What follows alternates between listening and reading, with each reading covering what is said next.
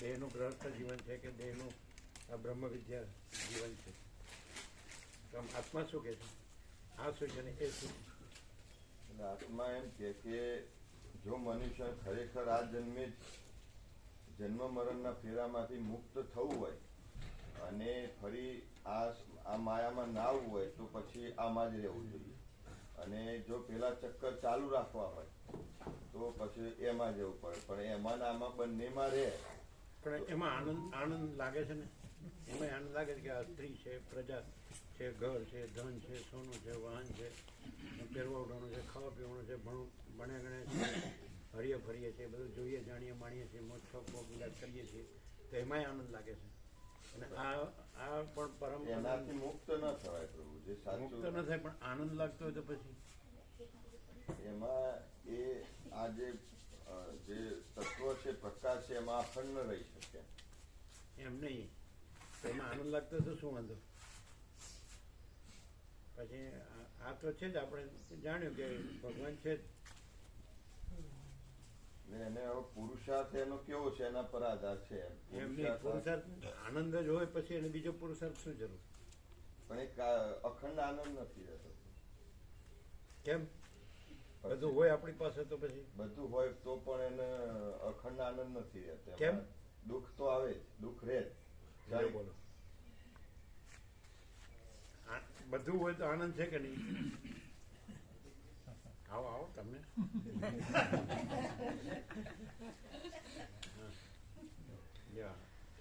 ગમે નથી સેમ્પલ જો હરખું જ આવે. હા, એટલે સ્ત્રી હોય, પ્રજા હોય, ધન હોય, સોનું હોય, વાહન હોય, પહેરવા ઓઢવાનું સારું, ખાવા પીવાનું સારું, એજ્યુકેશન સારું, જોબ સારું, બધું આમદાની અને બધું સારું હોય, અન્ન વસ્ત્ર હેઠળ વધારું શિક્ષણ બધું, અને એમાં આનંદ હોય. તો આ પણ છે અને એ પણ છે. તો એમાં પણ આનંદ લાગે છે. તો આમાં શાંતિ લાગે છે, એમાં આનંદ લાગે છે. તો ડિફરન્સ શું બેમાં? એમાં આનંદ લાગે છે તો પછી ડિફરન્સ શું? જેને આમાં શાંતિ લાગે છે કે શાંતિ છે, બીજું કંઈ કોઈ ઉપદ્રવ નથી, કોઈ ખટપટ નથી, નિરાકાર નિર્વિકાર. અને એમાંય આનંદ લાગે છે, સ્ત્રીમાં અને પ્રજામાં અને ઘરમાં અને ધનમાં અને માનમાં, પ્રોપર્ટીને બધું, ખાનપાનમાં, પહેરવામાં, બધી રીતે, હરવા ફરવામાં, જોવા જાણવા મળવામાં, બધી રીતે, વર્લ્ડને બધું જાણવામાં. તો એમાંય પણ આનંદ લાગે છે, આમાં પણ શાંતિ લાગે છે. એટલે આપણે બે વસ્તુ, આપણા આત્માએ બે વસ્તુ જોઈ. આપણે જ ત્યાં, આપણે પોતાને ત્યાં આપણે જ આમંત્રણ આપ્યું વર્ષ ઉપરથી. એટલે આપણે હવે તો પ્રત્યક્ષ આપણા આચાર્ય પ્રભુએ પણ પૂરું અનુભવ્યું, બધા જે આવે છે, જે 4-5 તો પછી એ લોકોનું પણ સાચું લાગ્યું. તો આપણને પોતાને આપણો આત્મા પણ એમ કે એમાં પણ આનંદ છે, આમાં પણ શાંતિ છે. તો ડિફરન્સ શું? એમાં મુક્ત નથી થઈ શકતું. મુક્તિ જ છે ને. મોક્ષ, બંધ મોક્ષનો સવાલ આમાં આવતો જ નથી. બંધે નથી ને મોક્ષે નથી. એ તો ભ્રમ છે, ભ્રાંતિ છે. એ અધ્યાસમાં પ્રભુ રહે ને એટલે એને જે શાંતિ મળે ને, જે પૂર્ણ અખંડ, એ ન મળે ને. કેમ કે એ અધ્યાસમાં ઉપાધિ તો રહે જ કે ભાઈ આજે આમ થયું, આજે શું ડિફરન્સ? એમાંય આનંદ લાગે છે. ખાલી ભ્રમ માત્ર એવું, ભ્રમથી એવું માને છે કે આનંદ છે. આનંદને કોઈ ભ્રમ ન કહેવાય. આનંદ લાગતો હોય તો એને ભ્રમ કેવી રીતે કહેવાય? એ તો જેવું માનવા જાય એ બધું ઉડી જાય અને દુઃખમાં જ જતો રહે. દુઃખ અને દુઃખ અને અશાંતિ જ વધે અને શરીરમાં બી બધું. આનંદ લાગતો હોય પછી બીજું લવાય જ નહીં ને. એ તો બોલવાનું જ થાય. આપણે સાંભળ્યું એટલે બોલીએ છીએ. બાકી આપણે એમાં જ રહીએ છીએ. રચ્યા 50-100 સાલ જીવીએ તો એમાં જ રહીએ છીએ. તો પછી પ્રભુ એ ચક્કરમાં પેલા જે ફસાઈ ગયો છે, એટલે કે રામજી પ્રભુ, નાનજી પ્રભુ, રામજી પ્રભુ જેટલા થયા, 93 થયા હોય કે કોઈને 75 થયા હોય, તો એ મને એમ જ રહે મરી જાય ત્યાં સુધી. તો એમાં કંઈક સાચું લાગતું હોય તો જ રહે ને. બધાની વાત છે, બધાની વાત જનરલ. હવે એ જીવ જો વિચારે નહીં અને જાગૃત થઈને આમાં ન રહે તો પછી એને જન્મ મરણ. પણ એમ નહીં, જાગ્રત ને અજાગ્રત એનો સવાલ જ નથી. એમાં આનંદ લાગતો હોય, સાચું લાગતું હોય તો શું વાંધો? પણ એને નિશ્ચય કરવું પડે ને કે ભાઈ મારે હવે નિશ્ચયનો આનંદ ને પછી નિશ્ચયની ક્યાં શું જરૂર કે ભાઈ આપણે બધી રીતે સારું જ છે, આપણે બધું જાણીએ છીએ, આપણે બધું એ આનંદ તો નથી રહેતો, કેમ કે દરેક જીવોના ઘેર કઈ ને કઈ પ્રશ્નો હોય, ડખા હોય, અશાંતિ હોય, એટલે કોઈ શું એમના મુખ ઉપર આમ આનંદ જોવા ના મળે. હમણાં દાડા બધામાં આનંદ દેખાય છે. બધા પાસે ઘર છે, ધન છે, ફેમિલી છે અને બધું જ છે, ખાવા પીવાનું, પહેરવાનું, ભણતર ગણતર બધું જ છે, તો આનંદ જ છે. અમને તો બધામાં આનંદ જ લાગે, કોઈ દુઃખ દેખાતું જ નહીં. જુઓ, અગવા પ્રભુ ઘેરથી દેવ થઈ ગયું તોય હશે છે, તો બધાને આનંદ. જો પેલા જીતુ પ્રભુ ને આનંદ છે. જો હા કે જો છે ને સંસારનો નહીં, સંસારમાં નહીં, એટલું તો સમજાવી દઉં કે એ સંસારમાં ખોટું બોલો તમે. આનંદ હોય તો ત્યાં લમણો ન હોય. છાસવારે છાસવારે જે રમકડુંમાં જગ્યા મળી તે ચાલ્યા ગાંધીનગર. કંઈક તો સાચું લાગતું હોય ને આનંદ લાગતો હોય તો જ માણસ એમાં ચીપકી રહે ને, અથવા ખૂપેલો રહે ને અને રચ્યો પચ્યો રહે ને, બધું કર્યા કરે ને. સાચું લાગતું હોય ને આનંદ લાગતો હોય તો જ એ કરે ને બધું આખે. અને મરી ગયા સુધી, અને પાછો ઘરનું મરી જાય તો એ મને મારે પાછો. આ કે તમે 25 દિવસ જાઓ એટલે આપણે ઇન્દ્રપુરા ફ્રી, ઘરનું નો રહ્યું તોય. એટલે કંઈક કંઈક એમાં સચ્ચાઈ હશે ને કંઈક, અને આનંદ હશે ને. ભ્રાંતિ છે પ્રભુ, એ સંસાર ભ્રાંતિમાં તો દુઃખ સિવાય કઈ છે નહીં. આનંદ છે ને પછી દુઃખ આવ્યું પાછું ક્યાંથી લાવવા? આનંદ તો એને અંદરથી એને એવું લાગે છે, પણ ખરેખર નથી. કેમ નથી? કેમ કે લાગે છે ને પછી નથી, બે વાત થઈ. એટલે એ જીવ ભ્રાંતિમાં માને છે કે મને આમાં આનંદ મળે છે, પણ ખરેખર જે અંતરની દ્રષ્ટિ જોઈએ તો એ બધું નાશવંત છે, એટલે એમાં આનંદ નથી. અને સાચું તત્વ પ્રકાશ છે, એ જાણે તો પછી એમાં કોઈ સંકલ્પ વિકલ્પ નથી, કેવળ શાંતિ ને પ્રકાશ સિવાય કઈ નથી. દીના માતા છે કે વિવેક પ્રભુને ખબર નથી પડતી. ખબર નથી પડતી? સાંભળ્યું બધું? ના ના, મફલરથી કાન દબાયેલા છે. શું ગોપ્રભુ કે વિવેક પ્રભુને ખબર નથી પડતી? નથી પડતી? તમને નથી પડતી એટલે કે હું તો દક્ષિણમાં જઈ આવ્યો છું એકવાર, તો ઇન્દ્રપુરા તો ઘણી વાર જઈ આવ્યા છું. થેન્ક યુ, આભાર. એટલે અંદર વિવેકમાં સાચો વિવેક તો છે ને. શું છે? તો તમારા મિત્રમાં સાચો વિવેક તો છે જ. હવે બોલો, પક્ષપાત રહિત અનુભવ પ્રકાશ. વિવેક પ્રભુ સરળતાથી બોલ્યા, સાહજિક બાળ ભાવે, બાળક બુદ્ધિ. ભલે કાચી બુદ્ધિ છે, પણ કાચી બુદ્ધિમાં સાચી બુદ્ધિ તો અંદર જાગી છે ને. વધારે પાકે દોડી છે, દોડી છે એટલે આમાં તે ખામી છે, પેલા સેજ કાચી છે, આમાં દોડી છે, એટલે હોવી તે આમાં શું છે? શું છે? દોડી. કેમ દોડી? એ વધારે પાકે આખું રામાયણ આવડે છે. પણ પ્રભુ સીતાનું હરણ થયું, પણ હરણની સીતા હજુ નથી થઈ. છે એમને ચાન્સ આપશું તો આપણો વારો જ નહીં આવે.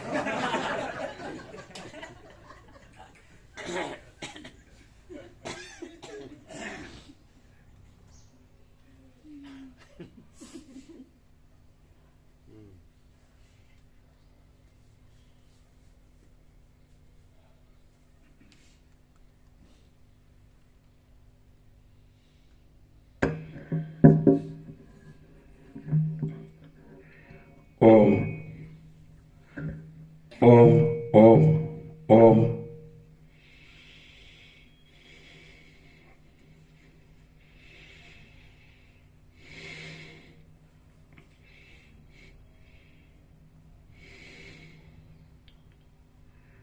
પરમ ચિદાકાશ, પરમ જ્યોતિ, અખંડ જ્યોતિ, મહાચિદાકાશ, સ્વયં પ્રકાશ, સંપૂર્ણ પ્રકાશ, પૂર્ણ બ્રહ્મ, અનંત તેજ ઘન, અનંત ચિત ઘન, પરમાકાશ, કેવલ અનંત શુદ્ધ તેજ ઘન, પરમાકાશ, અખિલ આત્મા, પૂર્ણ બ્રહ્મ, પરમાત્મા, પરમ ચિદાકાશ, પરમ જ્યોતિ, અખંડ જ્યોતિ, અનંત પૂર્ણ પરમ ચિદાકાશ, પરમ શાંતિ, स्वयं सिद्ध, स्वयं प्रकाश, स्वयं पूर्ण, स्वस्वरूप, यही सब कुछ है, इसके सिवा कुछ नहीं है। शून्यभास, अनंत कोटि, महाकल्पो है ही नहीं। महाचिदाकाश, स्वयं प्रकाश, संपूर्ण प्रकाश, महाचिदाकाश ज्योति, अनंत, अखंड, अभेद, महाचिदाकाश ज्योति, महातत्व, महासामान्य, महाचिदाकाश, स्वसंवेद्य, सहज निर्विकल्प, महाचिदाकाश, परम कैवल्य, परम शांति, परम चिदाकाश, अनंत, पूर्ण, निरपेक्ष सत्य, अनंत, संपूर्ण, अपरिज्ञ, निर्भ्रांत, निरपेक्ष, वशिष्ठराम, निर्वाण उत्तरार्ध, राउंड 40मो राउंड।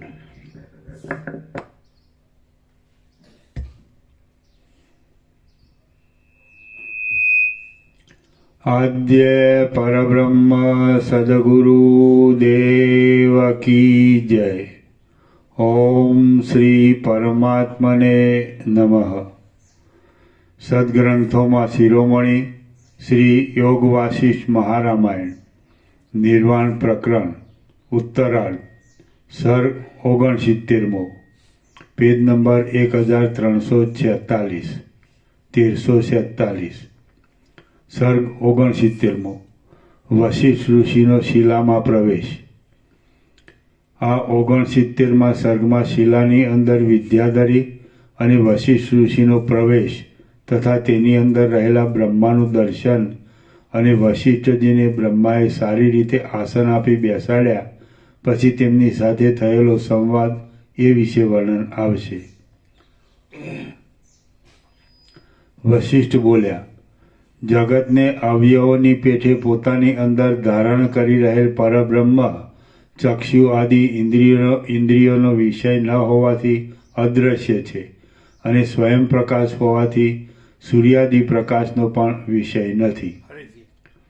वशिष्ठ बोल्या, जगत ने अवयवोनी पेठे पोतानी अंदर धारण करी रहेल परब्रह्म चक्षु आदि इंद्रियोनो विषय न होवाथी अदृश्य छे अने स्वयं प्रकाश होवाथी सूर्यादि प्रकाशनो पण विषय नथी, पण ते ज विवर्त भावथी दृश्यना जेवुं थई रहेल छे अने परम सूक्ष्म दृष्टि वडे जोवामां आवे तो ए सर्व दृश्य पण निर्विकार परब्रह्म रूप ज छे। ए महाचिदाकाश रूपी परम सुंदर अरीसानी अंदर पर्वतो, नदीओना प्रवाहो अने लोकालोक पर्वतना भ्रमण ए बधुं प्रतिबिंबनी जेम प्रतीतिमां आवे छे। पछी प्रतिबंध विना चेष्टा करनारी ए विद्याधरीए प्रथम वर्णवेली शिलानी सृष्टिमां प्रवेश कर्यो अने मैं पण संकल्प रूपे विद्याधरीनी साथे ते शिलाना गर्भमां प्रवेश कर्यो। मने ए शिलानी अंदर लई आववामां उद्यमवाળી ए विद्याधरी ब्रह्मलोकमां जई परम सुंदर आकार धारण करीने ब्रह्माजीनी पासे बेसी गई। हवे ते मने कहेवा लागी के हे महाराज, आ ब्रह्मा मारा पति छे, ते ज मारी रक्षा करे छे। पोताना मन वडे पूर्वे પોતાના મન વડે પૂર્વે મને તેમણે વિવાહ માટે ઉત્પન્ન કરેલી છે. આ પુરાણ પુરુષે હું આજ વૃદ્ધાવસ્થાને પ્રાપ્ત થઈ ગઈ છું તો પણ હજી સુધી મારી સાથે વિવાહ કર્યો નથી. આથી મને વૈરાગ્ય ઉપજ્યો છે. આ મારા પતિ પણ વૈરાગ્યને પામ્યા છે. તે એવા પરમપદને પામવાને ઈચ્છે છે કે જ્યાં દ્રષ્ટાપણું પણ નથી, દ્રશ્યપણું પણ નથી અને શૂન્યતા પણ નથી. આ જગતની અંદર હમણાં મહાપ્રલયનો સમય નજીક આવી ચૂક્યો છે, છતાં આ મારા પતિ પર્વતના જેવા સ્થિર મૌનને ધારણ કરી રહ્યા છે અને પર્વતની પેઠે અચળ થઈ રહીને ધ્યાનમાંથી જાગૃત થતા નથી. માટે હે મહારાજ, મને અને આ મારા પતિને આપ બોધ આપો અને આપ અમને મહાપ્રલય સુધી પ્રસિદ્ધ રીતે થનારા સર્વ સૃષ્ટિઓના મૂળરૂપ એવા પરમપદરૂપી ઉત્તમ માર્ગમાં જોડી દો. છેલ્લું ફરીથી આ મારા પતિને, હે મહારાજ, મને અને આ મારા પતિને આપ બોધ આપો અને આપ અમને મહાપ્રલય સુધી પ્રસિદ્ધ રીતે થનારા સર્વ સૃષ્ટિઓના મૂળરૂપ એવા પરમપદરૂપી ઉત્તમ માર્ગમાં જોડી દો. ઉપર પ્રમાણે મને કહીને તેણે બ્રહ્માને જાગૃત કરવા માટે કહ્યું કે હે નાથ, આજ આ મુનિનાથ વશિષ્ઠજી આપણે ઘેર પધાર્યા છે. આ વશિષ્ઠજી બીજા જગતરૂપી ગૃહની અંદર બ્રહ્માના પુત્ર રૂપે પ્રખ્યાત છે.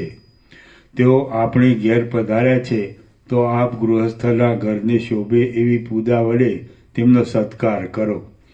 આપ સમાધિમાંથી જાગૃત થાઓ અને મુનિવર્ય વશિષ્ઠજીને પૂજ્ય સમજી અર્ઘ્યપાદ્ય વડે તેમની પૂજા કરો. કેમ કે આપ જેવા મહાત્માઓને મહાન પુરુષોની સેવા વડે ઉત્પન્ન થનારું મોટું શ્રેષ્ઠ ફળ જ રૂચે છે. આમ તે વિદ્યાધરીએ બ્રહ્માને વિનંતી કરી એટલે સમુદ્રની અંદર જેમ તરંગ ઉઠે તેમ બ્રહ્મા પોતે પોતાના સ્વરૂપનો, પોતાના સંકલ્પરૂપી રસનો જ એક ભાગ હોવાથી સમાધિમાંથી જાગૃત થયા.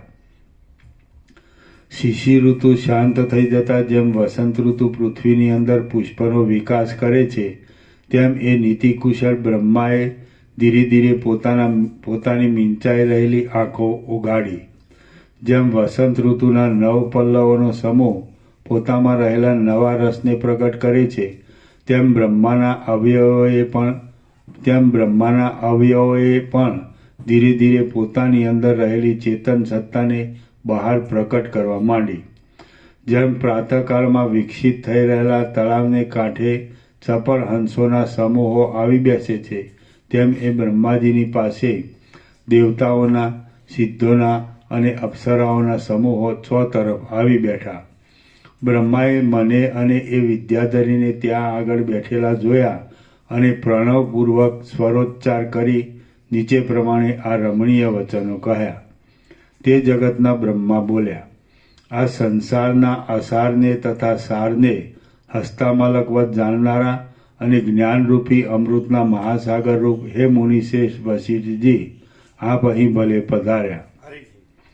તે જગતના બ્રહ્મા બોલ્યા, આ સંસારના અસારને તથા સારને હસ્તામલકવત જાણનારા અને જ્ઞાનરૂપી અમૃતના મહાસાગર રૂપ હે મુનિ શ્રેષ્ઠ વશિષ્ઠજી, આપ અહીં ભલે પધાર્યા. આપ આ બહુ દૂરના સ્થાનમાં નીકળી આવ્યા છો અને ઘણો દૂરનો લાંબો માર્ગ કાપવાથી થાકી ગયા છો, તો આપ આ આસન ઉપર બેસો. એ બ્રહ્માએ મને આ પ્રમાણે કહ્યું એટલે હે ભગવાન, હું આપને નમન કરું છું એમ કહી હું દ્રષ્ટિ વડે તેમણે બતાવેલા મણિમય પીઠ ઉપર બેઠો. પછી દેવ, ઋષિ, ગંધર્વ, મુનિ અને વિદ્યાધરોની સ્તુતિઓ, પૂજા પ્રમાણો અને વ્યવહાર નીતિઓ શરૂ થઈ. હવે ગંધર્વ આદિ સર્વ પ્રાણીઓના સમૂહે વાણી વડે જણાવેલો પ્રણામનો કોલાહલ મુહૂર્ત માત્ર પછી શાંત થઈ ગયો. એટલે મેં એ બ્રહ્માજીને કહ્યું, હે ગંધર્વ, દેવ આદિ ઉત્તમ જીવોના પણ અધીશ્વર આ વિદ્યાધરી મારી પાસે આવી મને કહે છે કે આપ અમને જ્ઞાન ગર્ભિત વાણીથી બોધ આપો. તો આ વાત ઉચિત છે કે નહીં? હે મહારાજ, આપ તો સર્વ પ્રાણીઓના સાક્ષાત ઈશ્વર છો અને જ્ઞાનના પારને પામી ગયેલા છો. આ વિદ્યાધરી તો અતિ મૂર્ખ છે. માટે હે જગદીશ્વર, તે શું કહે છે તે આપ મને કહો. હે મહારાજ, આ વિદ્યાધરીને આપે પત્ની તરીકે પ્રકટ કરી છે, તો પછી આપ તેને ભાર્યા રૂપે કેમ સ્વીકારતા નથી? આપે કેમ તેને વૈરાગ્ય ઉત્પન્ન થાય એવું કર્યું છે? તે જગતના બ્રહ્મા બોલ્યા, હે મહારાજ, હું તમને યથાર્થ વૃત્તાંત કહું છું, તે તમે સાંભળો. કેમ કે સત્પુરુષોની આગળ યથાર્થ વાત સંપૂર્ણતાએ કહેવી જોઈએ. જન્મ જરા આદિ વિકારથી રહિત કાંઈક અનિર્વચનીય અને શાંત એવું એક પરમ તત્વ છે. જન્મ જરા આદિ વિકારથી રહિત કાંઈક અનિર્વચનીય અને શાંત એવું એક પરમ તત્વ છે. અનેક ચિદાભાસોને રૂપે વિવર્ત ભાવને પામનારા એ પરમ તત્વમાંથી હું પ્રકટ થયો છું. હું ચિદાકાશ રૂપ છું. મારો આત્મા ચિદાકાશ રૂપ છે અને હું તેની અંદર જ સદાકાળ સ્થિતિ રાખી રહેલો છું. ઉત્પન્ન થઈ સ્થિતિ પામનારી સૃષ્ટિને વિશે હું વ્યવહાર દ્રષ્ટિએ સ્વયંભૂ કહેવાઈશ, પણ તત્વદ્રષ્ટિથી જોઈએ તો હું જ ઉત્પન્ન જ થયો નથી અને કશું ઉત્પન્ન થયેલું દેખતો પણ નથી. હું પોતે ચિદાકાશ રૂપ છું અને કોઈ જાતના આવરણ વિના જ ચિદાકાશની અંદર રહ્યો છું.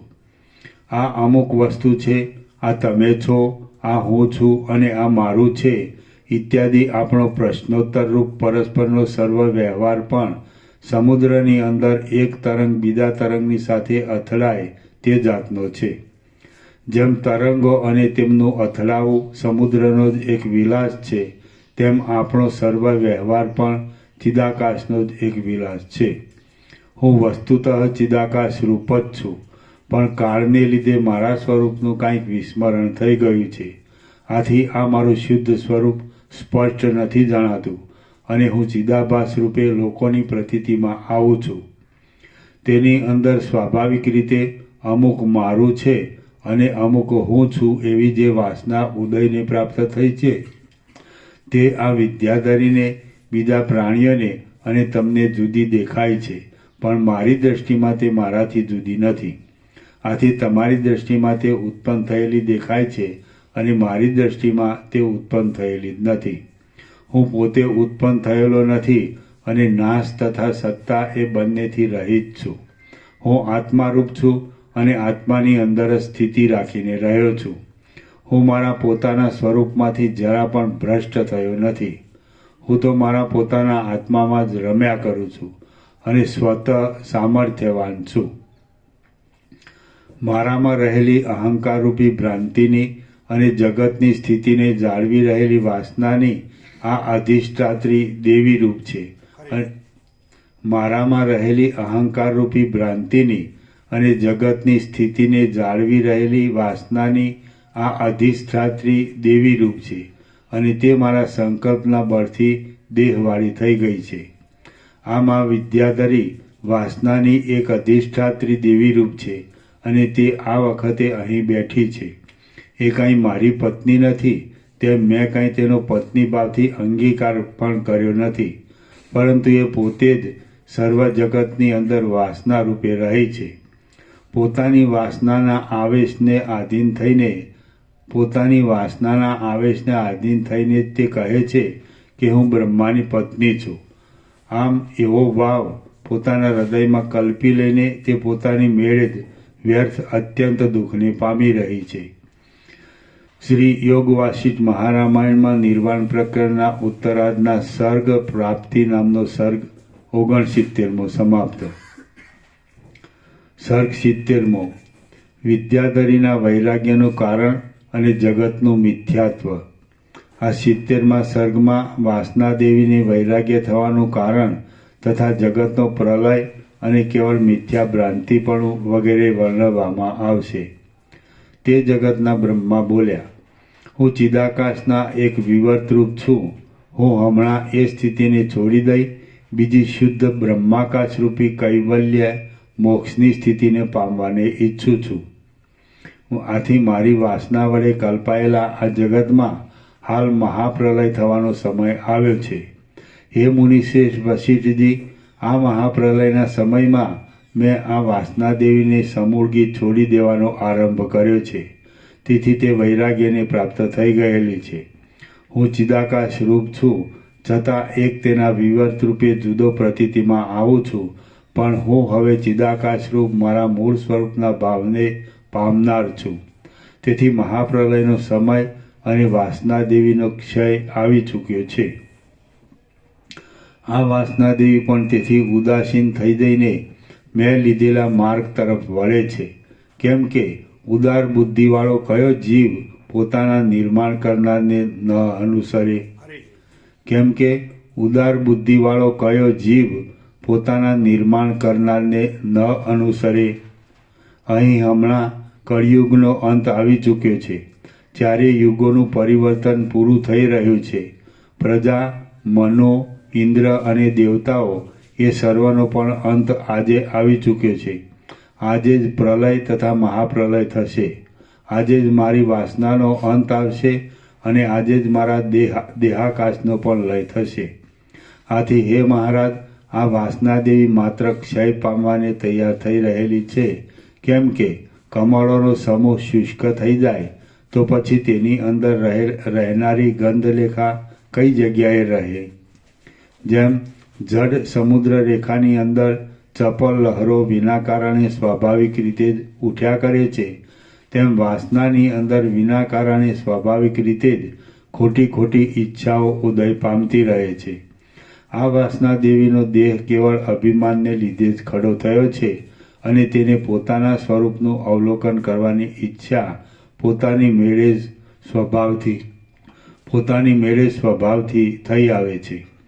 આત્મતત્વનું અવલોકન કરનારી આ વાસના દેવીને ધારણાના અભ્યાસના યોગથી તમારી સૃષ્ટિ જોવામાં આવી તો તેને ધર્મ આદિ 4 પુરુષાર્થને મેળવવામાં વ્યગ્ર રીતે પ્રવૃત્ત થયેલી જોવામાં આવી. આ વાસનાદેવી આકાશની અંદર સંચાર કરતી હતી અને તેને લોકાલોક પર્વતના શિખર ઉપર પોતાના જગતના આધારરૂપ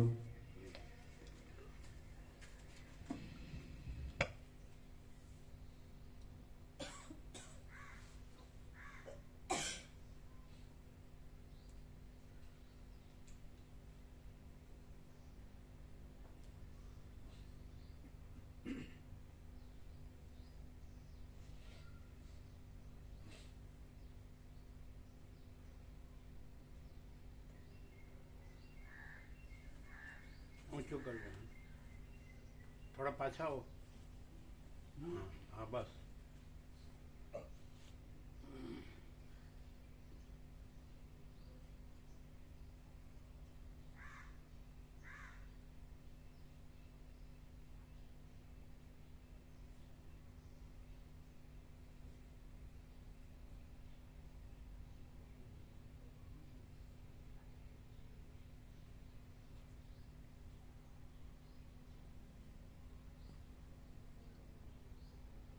મુકાપ્રો વંચાય છે?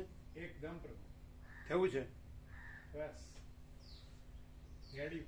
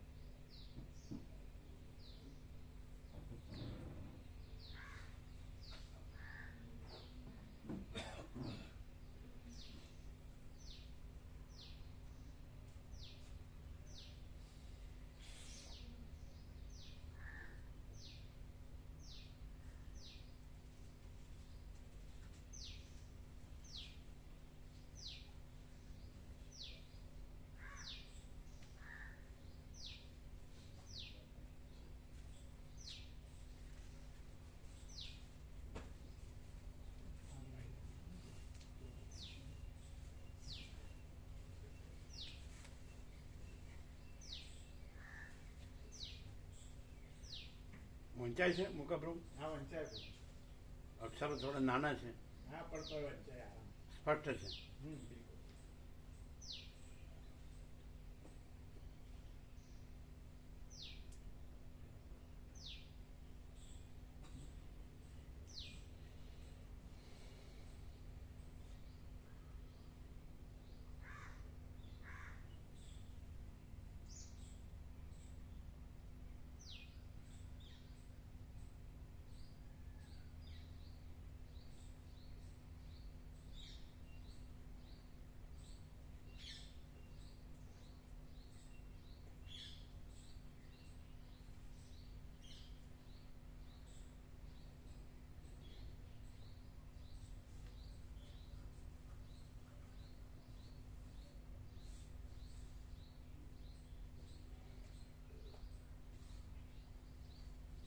કેવું છે? એકદમ આર પાર.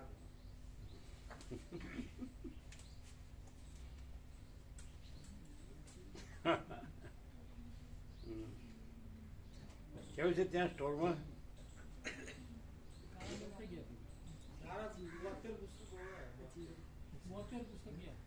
કેટલા? 72. રાત્રે હતા તમે? તમે નહોતા.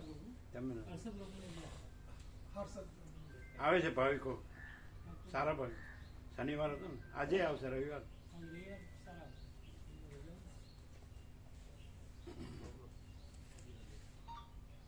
હમ.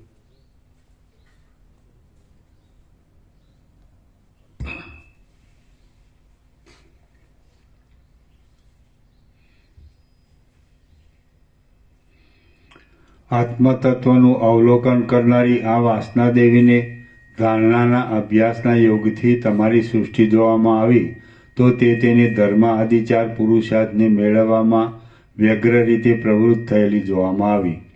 આ વાસના દેવી આકાશની અંદર સંચાર કરતી હતી અને તેને લોકાલોક પર્વતના શિખર ઉપર પોતાના જગતના આધારરૂપ એવી શિલા જોવામાં આવી. પણ આપણી દ્રષ્ટિમાં તો તે કેવળ શૂન્ય ચિદાકાશ રૂપ જ છે. જે શિલાની અંદર એ વાસનાદેવનું જગત રહેલું છે તે આ જગતમાં પ્રખ્યાત એવા લોકાલોક પર્વતની શિલા છે. આવી જ રીતે આપણા જગતના પદાર્થોમાં બીજા પણ અનેક જગતો રહેલા છે, પરંતુ જ્યાં સુધી આપણે ભેદ દ્રષ્ટિમાં રહ્યા છીએ ત્યાં સુધી તે આપણા દેખવામાં આવતા નથી. આપણે સમાધિ વડે ચિદાકાશની સાથે એકતાને પામી યોગ દ્રષ્ટિથી જોઈએ તો તરત તે આપણા જોવામાં આવે. જેમ આ શિલાની અંદર જગત રહેલું છે તેમજ ગળામાં, કપડામાં, ખાડાઓમાં, ભીંતોમાં, આકાશમાં, અગ્નિમાં, જળમાં અને તેજમાં એમ સર્વ ઠેકાણે સદાકાળ અનેક જગતો રહેલા છે. જગત એ એક સ્વપ્નમાં દેખાતા નગરના જેવી મિથ્યા ભ્રાંતિ જ છે, માટે તે છે જ ક્યાં? અને જો તે છે તો તે અધિષ્ઠાન ચૈતન્ય રૂપ જ છે, પણ તે જેવું જડ રૂપે પ્રતીતિમાં આવે છે તેવું તે છે જ નહીં. જેઓ આ દ્રશ્ય સંબંધી ભ્રાંતિના મિથ્યા સ્વરૂપને જાણે છે અને ચિદાકાશની સાથે એકતાને પામ્યા છે તેઓ કદી પણ મોહને પ્રાપ્ત થતા નથી. જેઓ આ દ્રશ્ય સંબંધી ભ્રાંતિના મિથ્યા સ્વરૂપને જાણે છે અને ચિદાકાશની સાથે એકતાને પામ્યા છે તેઓ કદી પણ મોહને પ્રાપ્ત થતા નથી, બાકી બીજાઓ તો ભ્રાંતિમાં જ ભટક્યા કરે છે. જેઓ આ દ્રશ્ય સંબંધી ભ્રાંતિના મિથ્યા સ્વરૂપને જાણે છે અને ચિદાકાશની સાથે એકતાને પામ્યા છે તેઓ કદી પણ મોહને પ્રાપ્ત થતા નથી, બાકી બીજાઓ તો ભ્રાંતિમાં જ ભટક્યા કરે છે. હે વશિષ્ઠ મુનિ, આ વિદ્યાધરી પોતાના વૈરાગ્યને લીધે ચિત્તમાં સ્ફુરી આવેલા પોતાના ઈચ્છિત અર્થને સાધવા ઈચ્છી રહી છે. તેથી બીજી અનેક સિદ્ધિઓના હેતુરૂપ એવા ધારણાના અભ્યાસને લીધે તેણે તમને દીઠા છે. આમ જીવ ચૈતન્યની અવિદ્યારૂપી શક્તિ મહા અપાર છે અને તે ઇન્દ્રજાળ કરનારા ખેલાડીની માયાની પેઠે વિસ્તારને પામે છે. બ્રહ્મની નિર્વિકાર માયાશક્તિ પણ આ જ પ્રમાણે અનાદિ અને અનંત છે. વસ્તુતઃ જોઈએ તો કશા કાર્યો ઉત્પન્ન થતા નથી અને કશાનો નાશ પણ થતો નથી, પરંતુ કેવળ ચિદાત્મા જ દ્રવ્યની પેઠે, કાળની પેઠે અને ક્રિયાની પેઠે વિવર્ત રૂપે પ્રતીતિમાં આવે છે. દેશ, કાળ, ક્રિયા, દ્રવ્ય, મન અને બુદ્ધિ આદિ સર્વ ઉત્પત્તિ નાશ આદિ વિકારથી રહિત છે અને ચૈતન્યરૂપી શિલાના એક અવયવ જેવું છે એમ તમે સમજો. ચિદાત્મા જાણે શિલાના આકારને ધારણ કરી રહ્યો હોય એમ ભાસે છે. જેમ ચલન શક્તિ એ પવનના એક અંગરૂપ છે, તેમ વાસનાદેવીની જગતની જાળ પણ એ ચિદાત્માના જ એક અવયવ રૂપ છે. જેમ ચલન શક્તિ એ પવનના એક અંગરૂપ છે, તેમ વાસનાદેવીની જગતની જાળ પણ એ ચિદાત્માના જ એક અવયવ રૂપ છે. અનાદિ અને અનંત એવા ચિદાત્મા પોતાના વિજ્ઞાન ઘન સ્વરૂપને આ જગત રૂપે સમજે છે. એ ચિત્ત શક્તિ દેશકાળ આદિના પરિચ્છેદને લીધે પરિચ્છેદવાળી થાય છે. તેથી તે સાદી અને શાંત છે. પછી તે દેશકાળ આદિના પરિચ્છેદથી રહિત હોય છે. તેથી અનાદિ અને અનંત છે. એ ચિદ શક્તિ દેશકાળ આદિના પરિચ્છેદને લીધે પરિચ્છેદવાળી થાય છે. તેથી તે સાદી નહીં પણ આદિ આવે ને. સ આદિ એટલે આદિ. આદિ સહિત હા. અને શાંત એટલે અંતર એટલે અંત સહિત. સ એટલે સહિત, સ આદિ એટલે આદિ સહિત, સ અંત શાંત એટલે અંત સહિત, પરિચ્છેદવાળી એટલે ભાગભેદવાળી એમ. પણ દેશકાળ પાત્ર દ્રવ્ય ક્રિયા કે નામરૂપ એ પરિચ્છેદ રહિત હોય તો તે અનાદિ અનંત. સ એટલે સહિત, આદિ સહિત અને સાદી શાંત. સસલાનો સ, મીંડાવળો નહીં. તો આદિ સહિત અને શાંત. પરિચ્છેદ રૂપે ભાગભેદ રૂપે આદિ સહિત અને અંત સહિત, અને ભાગભેદ રહિત પણ અનાદિ અનંત એ રીતે. પણ ભાગભેદ રહિત પણ એ પછી અવિદ્યા નથી, એ ચિદાકાશ છે, ચિદાત્મા છે. જો અવિદ્યા એટલે ભ્રાંતિ હોય તો પછી બધું આવી જાય. નામ રૂપ દિશા દેશ કાળ દ્રવ્ય ક્રિયા ઉત્પત્તિ સ્થિતિ લય બધું આવી જાય. તો એ બધું પરિચ્છેદ થઈ ગયો, ભાગભેદ થઈ ગયા, અને જુદું જુદું બધું ઉત્પન્ન થાય છે, સ્થિતિ કરે છે, લય પામે. પણ જો એટલે સાદી અવિદ્યા ભ્રાંતિ કયો તો પછી બધી વિવિધતા વિચિત્રતા આવી જાય, બધા ભેદો આવી જાય, ભેદ ભ્રાંતિ. અને અનાદિ અનંત કયો તો ભેદ ભ્રાંતિ ન રહી, અને ભેદ ભ્રાંતિ ન રહી તો ચિદાકાશ રહેલું જ છે. તે અવિદ્યા પછી ચિદાકાશ છે. અનાદિ અનંત રૂપે અવિદ્યા ચિદાકાશ છે, અને આદિ અંત રૂપે એ ભ્રાંતિ છે, યા દ્રશ્ય ભ્રાંતિ છે. આમ વાંચવાથી ખબર પડે ને. કેમ બધા માસ્ટર છે ને બધા. ચાલો ખ્યાલ આવ્યો. સસલાનો સ. આદિ એટલે આદિ સહિત, શાંત એટલે અંત સહિત, અંત સહિત એટલે જો ભ્રાંતિ રૂપે હોય, સમજાય છે, તો સાદી શાંત. અને ચિદાકાશ રૂપે હોય તો અનાદિ અનંત. પછી અવિદ્યા નથી, એ ચિદાકાશ છે, અધિષ્ઠાન રૂપે. એટલે જે મહાસાગરનું જળ છે એ ચલન અને મોજા રૂપે સાદી શાંત, આદિ સહિત અંત સહિત. અને મહાસાગરના જળ રૂપે મહાસાગર રૂપે અનાદિ અનંત. પછી એને અવિદ્યા ન કહેવાય, પછી એને ચલન અને મોજા ન કહેવાય, નામરૂપને ઉત્પત્તિ સ્થિતિ લઈ ન કહેવાય. પછી અનંત મહાસાગર જ છે. એટલે અનંત મહાચિદાકાશ જ છે, અનાદિ અનંત. એટલે સાદી અને શાંત સમજાય છે ને. તો ભેદાભેદ રૂપે તો પછી અવિદ્યા. પણ અનાદિ ને અનંત તો એ અવિદ્યા નહીં. અનાદિ અનંત તો એક જ છે, ચિદાકાશ એક જ, અદ્વિતીય અનાદિ અનંત. ફરીથી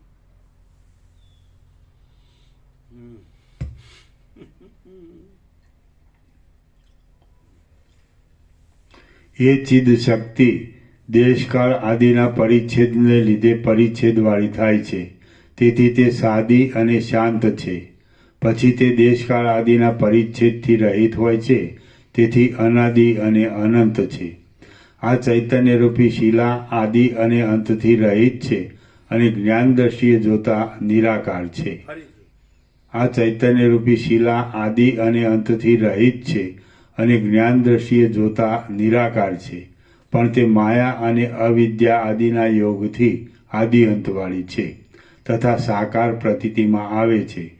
તે જગતને પોતાના અવયવ રૂપે ધારણ કરી રહેલી જણાય છે.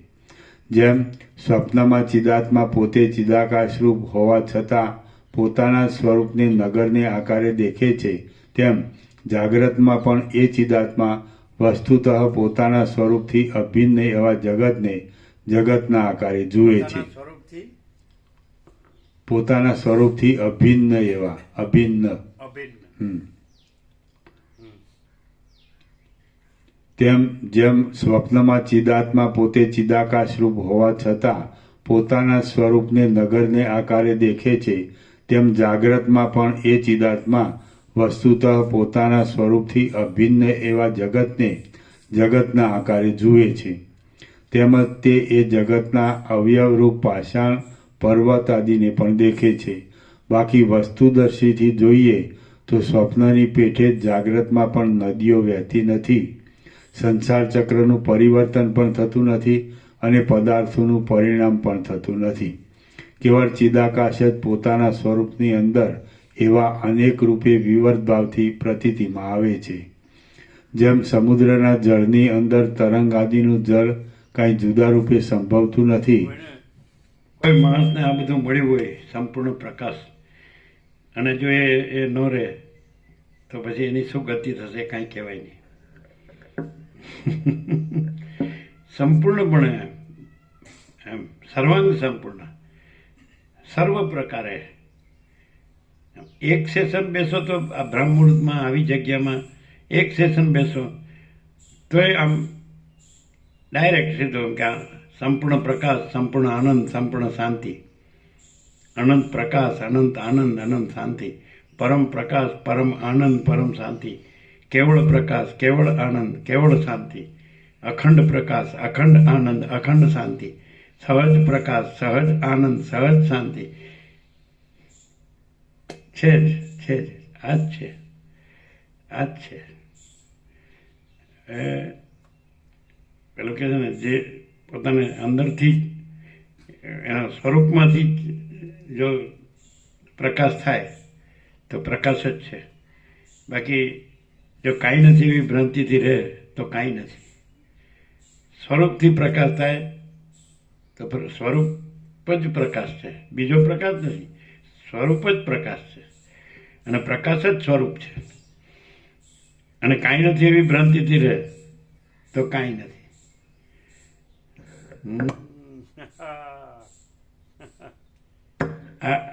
આખો ખુલ્લો પ્રકાશ છે. આકાશ જેવો આખો અનંત ચૈતન્ય પ્રકાશ છે. સર્વ પરમાત્મા છે. ભગવાન બધું રહ્યા છે. તો પોતાના હાથની વાત છે. અને પ્રકાશ પોતે છે જ, ભ્રાંતિ પોતે છે જ નહીં. તો પ્રકાશ પોતે જ છે અને પોતે જ રહે તો એ પોતાના હાથની વાત છે. અને ભ્રાંતિ કાંઈ નથી એવું ભ્રાંતિ રહે તો એ પોતાના હાથની વાત છે. વસીત કહે છે અમે બે તમને કહી દીધું, હવે તમારી ઈચ્છામાં આવે એમ કરો.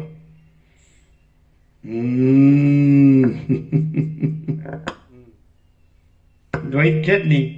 પ્રકાશ અને ભ્રાંતિ બે નથી, પ્રકાશ જ છે, ભ્રાંતિ નથી. સૂર્યમાં આ ત્રૈલોક્ય જે ભાસે છે પ્રકાશથી, પણ એ પ્રકાશમાં, સૂર્યમાં આ ત્રૈલોક્ય કાંઈ નથી. એવી રીતે પરમાત્મા સૂર્ય, ચિદાકાશ સૂર્ય, પરબ્રહ્મ સૂર્ય, તેનાથી આ બધું અનંત લોક ભાસે છે.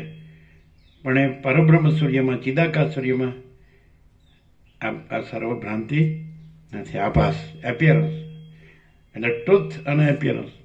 તો પરબ્રહ્મ સૂર્ય છે, ટ્રુથ છે. અને જે અનંત લોક, આકાશથી લઈને આકાશમાં જે બધી અનંત સૃષ્ટિઓ, અનંત સૂર્યો, અનંત બ્રહ્માંડો, અનંત નામરૂપ, અનંત સૃષ્ટિથી પ્રલય, એ બધા એપિયરન્સ, આભાસ, એ કાંઈ નથી. જેમ મહાસાગર છે તો ચલન અને મોજા આભાસ, અને મહાસાગર ટ્રુથ, અને ચલન અને મોજા એપિયરન્સ. તો એપિયરન્સ કાંઈ નથી. એપિયરન્સ પણ મહાસાગર રૂપે મહાસાગર છે, પણ એપિયરન્સ રૂપે કાંઈ નથી, આભાસ રૂપે કાંઈ નથી. ચલન અને તરંગ મહાસાગર રૂપે, જળ રૂપે મહાસાગર છે, પણ આભાસ રૂપે કાંઈ નથી. હાથમાં લે તો ચલન ને તરંગ ન મળે, જળ હાથમાં લે તો એ મહાસાગર જ છે. અનંત સ્વચ્છ મહાચિદાકાશ, અનંત શાંતિ છે. અનંત સ્વચ્છ મહાચિદાકાશ, અનંત શાંતિ છે.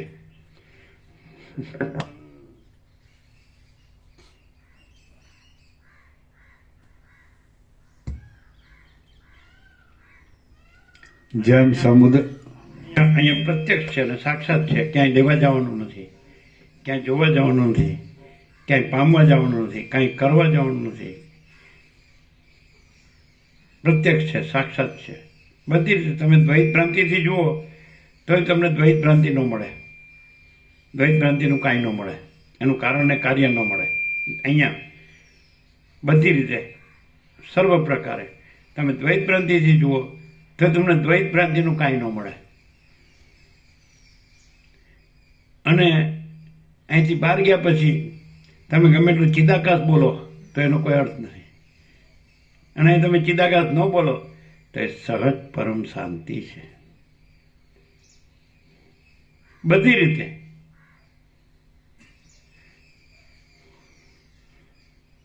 પછી વસિષ્ઠ કહે છે રામને તમારી ઈચ્છામાં આવે એમ કરો. મેં પરમાર્થ અને વ્યવહાર બે કહી દીધું. પરમાર્થ ચિદાકાશ અને આ દ્રશ્ય વ્યવહાર એટલે આભાસ ભ્રાંતિ કાંઈ નથી. અને આમ અનંત પૂર્ણ છે, અખંડ સચ્ચિદાનંદ. મહાચિદાકાશ અનંત અખંડ સચ્ચિદાનંદ.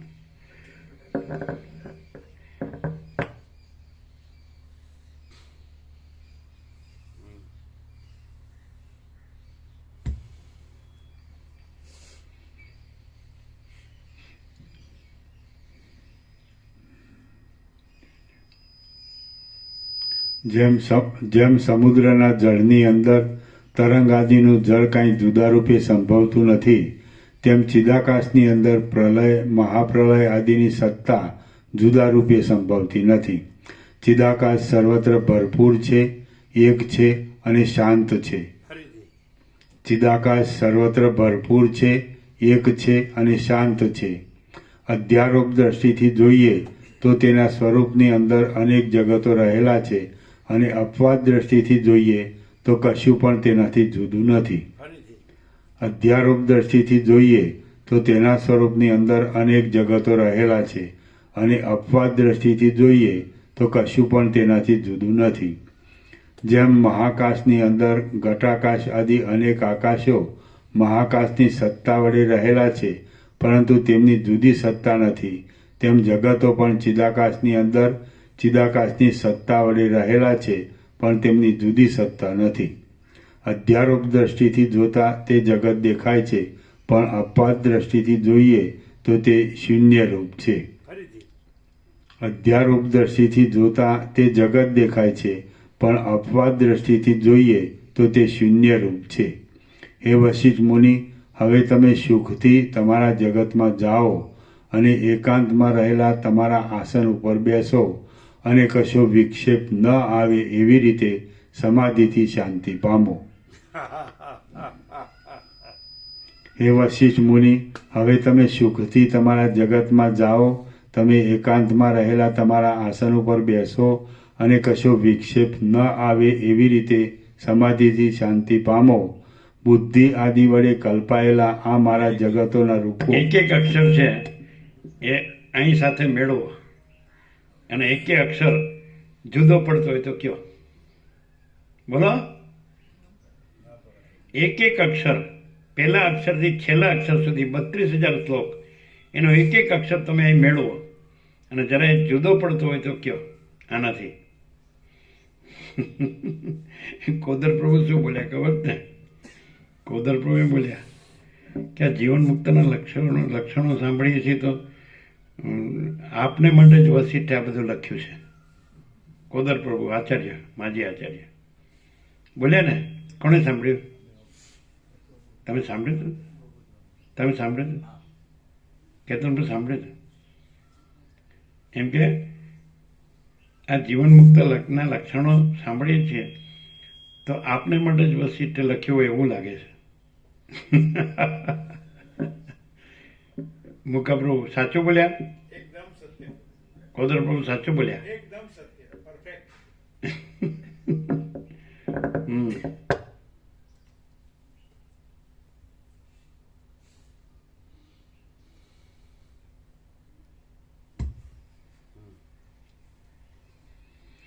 બુદ્ધિ આદિ વડે કલ્પાયેલા આ મારા જગતોના રૂપો પોતાના કારણરૂપ અવ્યક્તમાં લય પામો, કેમ કે હવે અમે અતિ વિશાળ એવા બ્રહ્મપદમાં જઈએ છીએ.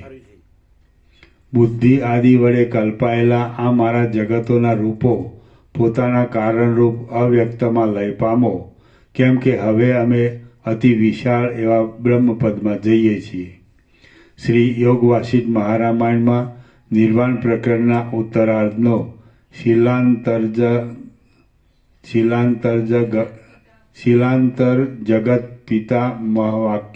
જગત પિતામહ વાક્યો નામનો સર્ગ 70મો સમાપ્ત. સર્ગ 71મો બ્રહ્માનો સંકલ્પ તથા તેથી થતો પ્રાણીઓનો પ્રલય. આ 71મા સર્ગમાં બ્રહ્માનો સંકલ્પ કે જે સર્વલોકની કલ્પનાના હેતુરૂપ છે તેનો તથા એ બ્રહ્માના સંકલ્પ વડે કલ્પાયેલા પ્રાણીઓનો ઉપશમને પ્રાપ્ત થતા ક્રમે કરી પ્રલય થાય છે તે વિશે વર્ણન કરવામાં આવશે. આ 71મા સર્ગમાં બ્રહ્માનો સંકલ્પ કે જે સર્વલોકની કલ્પનાના હેતુરૂપ છે. 71 કયો છો કે 71? 71 71 કહેવાય કે 71? આમાં 71 લખેલું.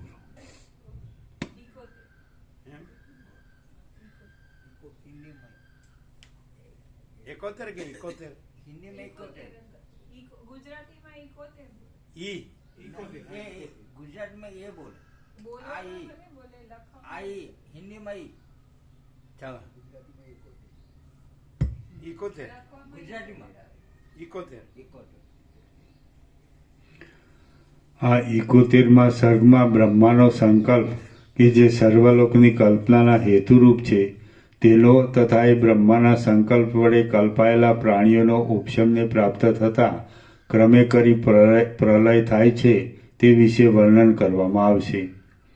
વશિષ્ઠ બોલ્યા, ભગવાન બ્રહ્માએ આ પ્રમાણે કહ્યું પછી તેમણે પદ્માસન વાળ્યું અને હવે બ્રહ્મલોકના પ્રાણીઓ સહિત કદી પણ પાછું વિત્થાન ન થાય એવી સમાધિમાં તે તત્પર થઈ ગયા.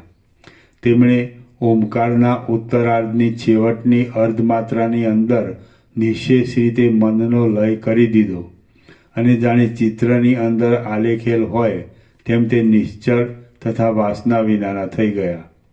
વાસનાદેવી પોતે પણ બ્રહ્માને અનુસરી બ્રહ્માની પેઠે ધ્યાનપરાયણ થઈ રહી.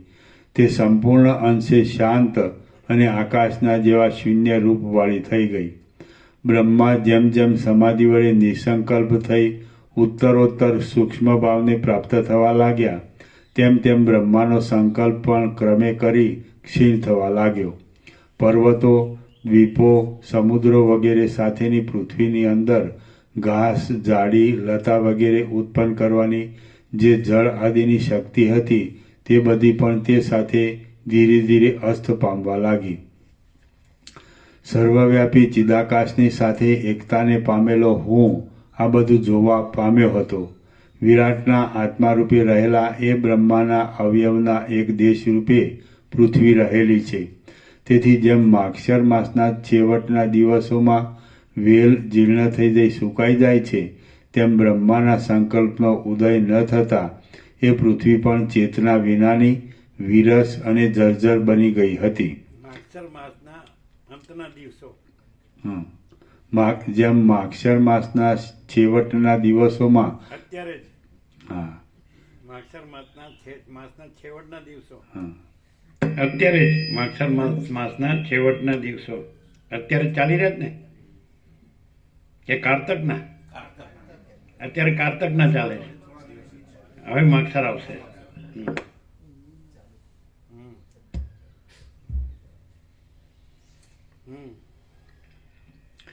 તેથી જેમ માગશર માસના છેવટના દિવસોમાં વેલ જીર્ણ થઈ જઈ સુકાઈ જાય છે તેમ બ્રહ્માના સંકલ્પનો ઉદય ન થતાં એ પૃથ્વી પણ ચેતના વિનાની વિરસ અને જર્જર બની ગઈ હતી. જેમ શરીરમાં વ્યાપી રહેલા ચૈતન્યની શિથિલતા થતાં આપણા અવયવોનો સમૂહ શિથિલ અને વિરસ થવા માંડે છે તેમ બ્રહ્માના સંકલ્પનો લય થવા માંડતા તેના એક અવયવરૂપી તે પૃથ્વી પણ જર્જર થવા લાગી હતી. એ પૃથ્વી એક સાથે ભેગા થઈ ગયેલા અનેક ઉત્પાતોના સમૂહો વડે વીંટાઈ ગઈ અને તેની અંદરના મનુષ્યો દુષ્કર્મરૂપી અંગારા વડે બળી જઈને નરકના માર્ગની સન્મુખ થઈ ગયા. દુષ્કાળથી, ક વખતે રાજા, ચોર આદિની પીડાથી, દીનતાથી અને દરિદ્રપણાથી એ પૃથ્વી દુર્ભાગ્યવાળી થઈ ગઈ. તેની અંદરની સર્વ સ્ત્રીઓ દુશીલ થઈ ગઈ અને પુરુષો ચોતરફ મર્યાદા વિનાના થઈ ગયા. રજકણ જેવા મંદ મંદ પડ્યા કરતા ઝાકળથી અને ધૂળે કરીને સૂર્યનારાયણનો વર્ણ ધૂસર દેખાવા લાગ્યો. સુખ દુઃખાદી દ્વંદ વડે પીડાયેલા મૂર્ખોથી, મહાદુખીઓથી, વ્યસનીઓથી અને રોગીઓથી તે વ્યાકુળ દેખાવા લાગી. એ પૃથ્વીના કેટલાક પ્રદેશો અગ્નિ વડે બળી જવા લાગ્યા, કેટલાક જળમાં તણાઈ ગયા અને કેટલાકનું તો યુદ્ધ વડે જળમૂળ ઉખડી ગયું. એ પૃથ્વીની અંદરના પામર પુરુષો અનાવૃષ્ટિને લીધે મરવા જેવા થઈ ગયા અને મહાકષ્ટથી માંડ પોતાનો વ્યવહાર ચલાવી શકવા લાગ્યા. અણધારી રીતે મોટા ઉત્પાતો થતા હતા, તેથી કોઈ ઠેકાણે પર્વતો પડતા હતા અને નગરોનો ગાણ વળી જતો હતો. કોઈ સ્થળે બાળકો, ક્ષોત્રિય બ્રાહ્મણો, ઋષિઓ, આર્ય પુરુષો અને ગુણવાન પુરુષો નાશ પામતા હતા, તેથી મનુષ્યો રોતા હતા. એ પૃથ્વીમાં કોઈ સ્થળે જળની તાણને લીધે નિઃશંકપણે જમીન ખોદી નાખી હતી. આથી ત્યાં મહા અગાધ પાણી વગરના કૂવાઓ દેખાતા હતા. રાજાઓ અને બીજા મનુષ્યો વર્ણશંકર પ્રજા પેદા કરવા માટે સ્ત્રીઓ તરફ તાક્યા કરતા હતા. એ પૃથ્વીનો ઘણો ભાગ કેવળ અન્ન વેચી જીવતો હતો. ચવટાઓ મહાદેવની મૂર્તિ વેચીને ગુજારો કરતા હતા. સ્ત્રીઓ વેશ્યાના ધંધાથી પેટ ભરતી હતી અને રાજાઓ પોતાની ઘરવખરી વેચીને આજીવિકા ચલાવતા હતા. શૂળથી વિંધાયા હોય તેમ મનુષ્યો દુઃખો વડે બૂમો પાડવા લાગ્યા અને સર્વ પ્રજા શૂળની પેઠે ખૂંચ્યા કરતા શીત, ઉષ્ણ આદિ દ્વંદ વડે પીડા પામવા લાગી. સ્ત્રીઓ પણ અધર્મને લીધે મનુષ્યને શૂળના જેવી લાગવા માંડી અને રાજાઓ પણ મદ્યપાન કરવાથી શૂળના જેવા શલ્યરૂપ થવા લાગ્યા. પૃથ્વી ચોતરફ અધર્મની લડાઈ કરવાવાળા મનુષ્યોથી વીંટાઈ ગઈ અને વેદ બાહ્ય સેંકડો પાખંડ શાસ્ત્રોને લીધે તે જાણે પેટમાં શૂળ ઉપડ્યું હોય તેવી પીડાવાળી બની ગઈ. ચોર તથા ચાડિયા આદિ સર્વ દુર્જનો ધનવાન દેખાવા લાગ્યા અને સજ્જન પુરુષો વિપત્તિ પડવાથી બેહોશ જેવા થઈ ગયા. રાજાઓ અનાર્ય, નીચ દેખાતા હતા અને તેમના તરફથી પંડિતોને કશું માન મળતું ન હતું. એ પૃથ્વીની સર્વ પ્રજા લોભ, મોહ, ભય, દ્વેષ, રાગ, રોગ અને રજોગુણ ઇત્યાદિમાં આસક્ત થઈ ગઈ હતી. પુરુષો પોતપોતાના ધર્મને છોડી દઈ પરધર્મમાં પ્રવૃત્ત થવા લાગ્યા હતા. બ્રાહ્મણ આદિ ઉત્તમ ધર્મોપદેશકો દુરાચાર જોઈ ક્રોધના જુસ્સાથી લાલચોળ થઈ જતા હતા. અનેક પામર પુરુષો બીજા ગરીબોને નિરંતર રડાવવાનો ધંધો લઈ બેઠા હતા. ચોર લોકો કેટલાક શહેરોને, કેટલાક ગામડાને, કેટલાક દેવ મંદિરોને અને કેટલાક બ્રાહ્મણોના નિવાસસ્થાનોને જળમૂળમાંથી ઉખેડી નાખતા હતા.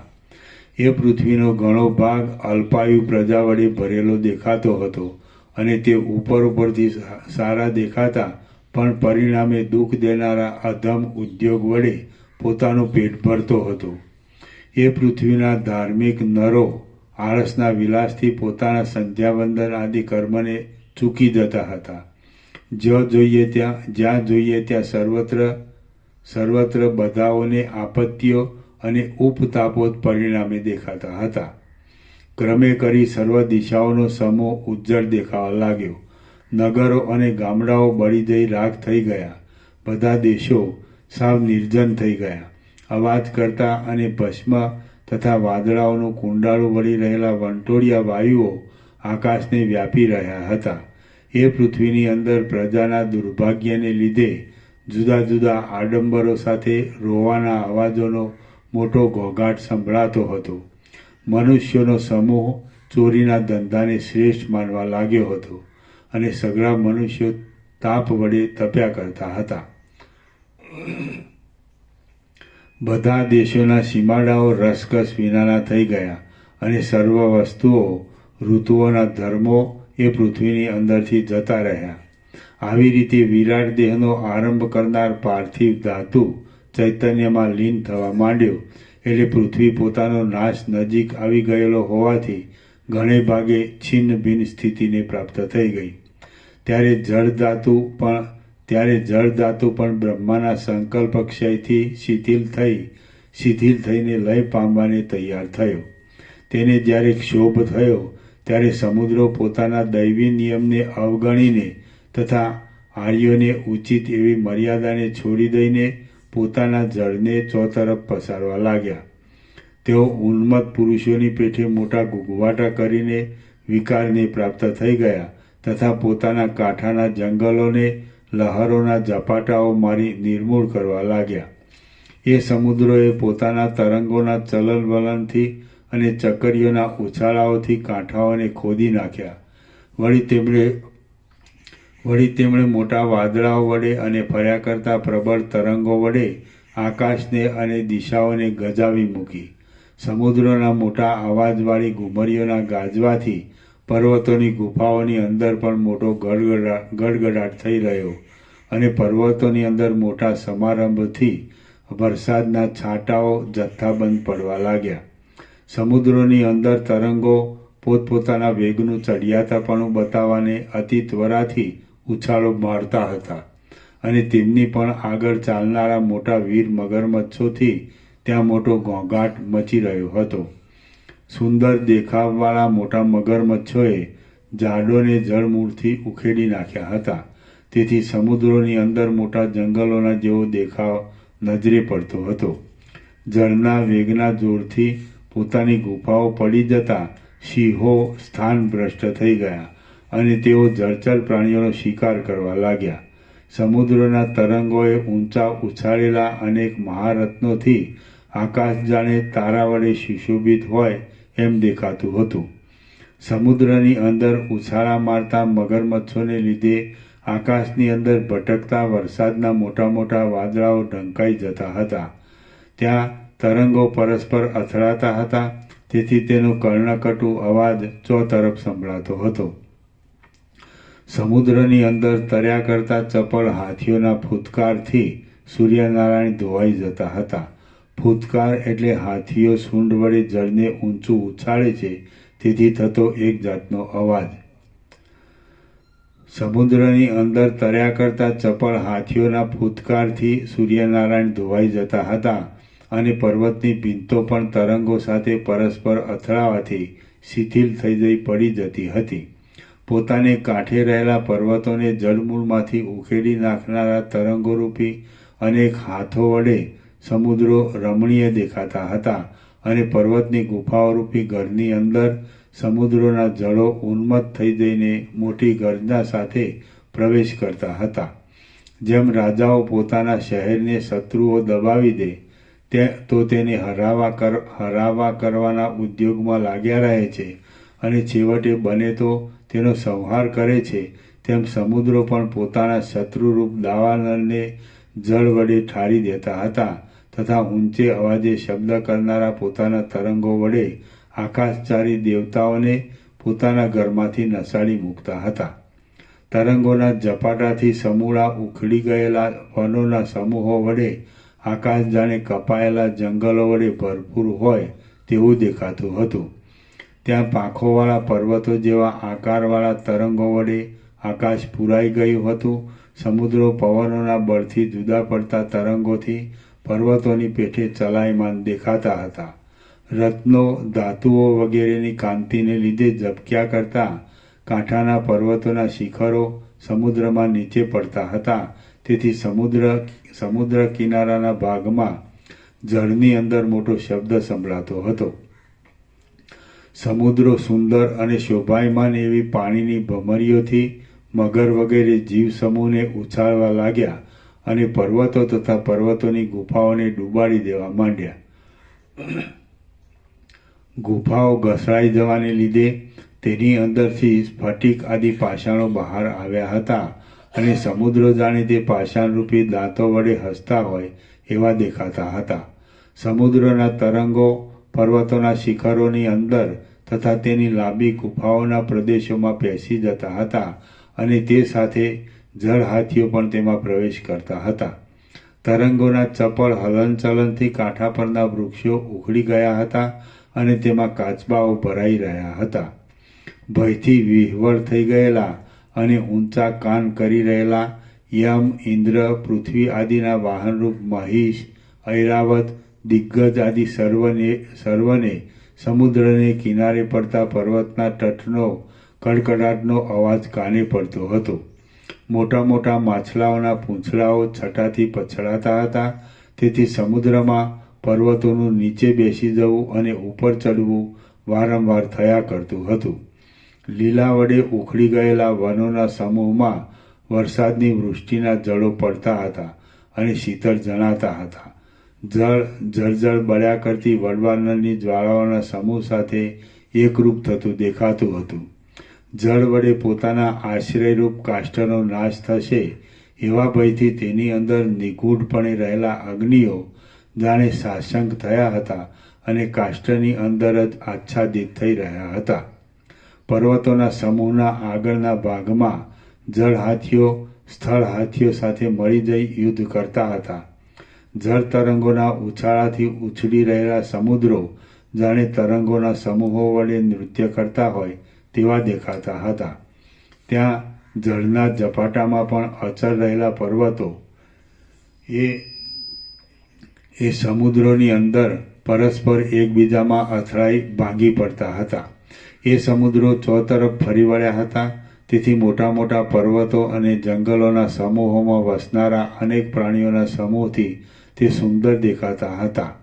ઉપર ઉછાળ્યા માર્યા કરતા મરી ગયેલા વનહાથીઓના ફૂલી ગયેલા શરીરોરૂપી ભેરીઓ તરંગો સાથે અથડાતી હતી. તેથી તેમાંથી અવાજો નીકળતા હતા. એ નાદોથી સમુદ્રના મોટા મોટા તરંગો સુંદર જણાતા હતા. પાતાળ જેમ દૈત્યો વડે વ્યાકુળ થઈ જાય તેમ સમુદ્રો આ મહાન તરંગોથી અત્યંત વ્યાકુળ થયા હતા. પછી ત્યાં ઊંચી સૂંઢવાળા દિગ્ગજોનો મુખ ધ્વનિ સંભળાવા લાગ્યો. તેણે જાણે પાતાળરૂપી તાળવાને અંદરથી ફોડી નાખ્યું હતું તેમજ તેનો પિંડો કરીને તે મહાન વિશાળ રૂપે બહાર આવ્યો હતો. એ દિગ્ગજોનો ભાર ઝીલી ન શકવાથી પોતાના ચંચળ એવા મેરુ પર્વત આદિ ખીલાઓ સાથે પૃથ્વી ક્ષણ માત્રમાં ચલાયમાન થઈ ગઈ. ચપળ શેવાળની મંજરીની પેઠે ચાલવા લાગી અને તેના ઉપર ચપળ સમુદ્રો ફરી વળ્યા. ત્યાં વરસાદના અને વીજળીના મોટા ગડગડાટની સાથે તથા દિશાઓમાં થતા તેના પડછંદાના શબ્દો સાથે આકાશ જાણે તૂટી પડી નીચે આવી પડશે એવું દેખાતું હતું. ત્યાં ચકરીઓના જેવા ગોળ આકારવાળા કેતુઓ આકાશમાંથી પડવા લાગ્યા. એ કેતુઓ જાણે સુવર્ણના રત્નો હોય અથવા મુક્તા ફળ હોય અથવા સિંદૂર વર્ણના સર્પો હોય એવા દેખાતા હતા. ત્યારે ચપળ જ્વાળારૂપી જટાના આડંબરને ધારણ કરનારી અને દિશાઓના તટોમાં દાહ ઉત્પન્ન કરનારી વિવિધ પ્રકારના ઉત્પાતની પંક્તિઓ આકાશમાંથી, દિશાઓમાંથી અને પૃથ્વીમાંથી ઉત્પન્ન થવા લાગી. પૃથ્વી આદિ પંચમહાભૂતો અને દેવ દૈત્ય આદિ મોટા પ્રાણીઓ બ્રહ્માનો સંકલ્પ ક્ષય થતાં સંપૂર્ણ રીતે ક્ષોભ પામ્યા. પોતપોતાના અધિકારને જાળવી રાખનારો પોતાનો પ્રભાવ બ્રહ્મલોકમાં જતો રહેવાથી ચંદ્ર, સૂર્ય, વાયુ, ઇન્દ્ર, અગ્નિ અને યમ કોલાહલ કરવા લાગ્યા તથા પોતાના સ્થાનથી પડવા લાગ્યા. વૃક્ષની પંક્તિઓ ધરતીકંપને લીધે કડકડાટ શબ્દ કરીને પડવા માંડી. પર્વતો પૃથ્વીની ચારે બાજુ હિંચકાની પેઠે ઝૂલવા લાગ્યા. કૈલાસ, મેરુ અને મંદર વગેરે પર્વતોની ગુફાઓ ભૂકંપને લીધે ચપળ થઈ પડવા લાગી. વળી ત્યાં કલ્પવૃક્ષોએ કરેલી રાતા પુષ્પોના ગુચ્છાઓની વૃષ્ટિ પણ થવા લાગી. જેમ ત્રિપુર આદિ દૈત્યોનો સમૂહ રુદ્રના બાણના અગ્નિ વડે ભસ્મ થઈ જાય છે તેમ લોકાંતરો, પર્વતો, શહેરો, સમુદ્રો અને જંગલો વગેરે સર્વ જગત ઉત્પાતો સાથેના પ્રલયકાળના પવન વડે તથા પરસ્પર મારામારીથી સંહારને પ્રાપ્ત થનારા પ્રાણીઓના કોલાહલ વડે પૂર્ણ મહાસાગરની અંદર છીનભીન થઈ ગયું અને સંહારને પામી ગયું. શ્રી યોગ વાસિષ્ઠ મહારામાયણમાં નિર્વાણ પ્રકરણના ઉત્તરાર્ધનો કલ્પક્ષોભ વર્ણન નામનો સર્ગ 71મો સમાપ્ત. ઓમ ઓમ ઓમ. આના નંબર 1354. પ્રસાદ આપી દે.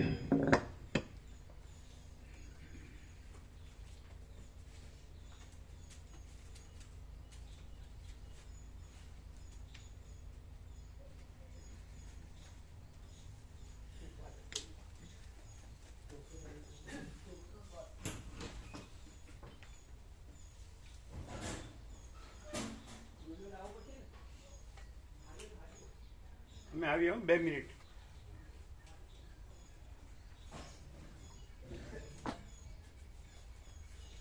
हम आते हैं 2 मिनट.